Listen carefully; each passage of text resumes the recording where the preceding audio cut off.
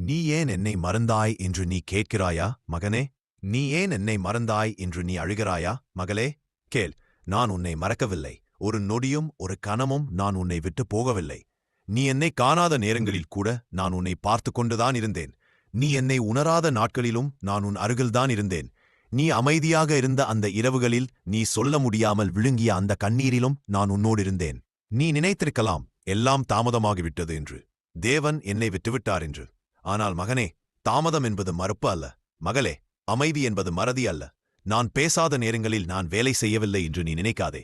நீ புரியாத நேரங்களிலும் கூட நான் உனக்காக வழி தயார் செய்து கொண்டிருந்தேன். நீ ஏன் என்னை மறந்தாய் என்று நீ கேட்கிறாய்? ஆனால் கேள், நான் உன் பெயரை என் உள்ளங்கையில் எழுதி வைத்திருக்கிறேன். நீ விழுந்தபோது நான் உன்னை குற்றம் சொல்லவில்லை. நீ சோர்ந்தபோது நான் உன்னை விட்டு விலகவில்லை. நீ அழுத அந்த இடத்தில்தான், நீ உழைந்த அந்த இடத்தில்தான் நான் உன்னை மெதுவாக சுகப்படுத்தினேன். பயப்படாதே, நீ தனியாக இல்லை. உன் போராட்டம் எனக்கு தெரியாததல்ல. நான் உன் மின் நடக்கிறேன், உன் பக்கத்தில் நிற்கிறேன். நான் உன் பின்னால் காவலாயிருக்கிறேன்.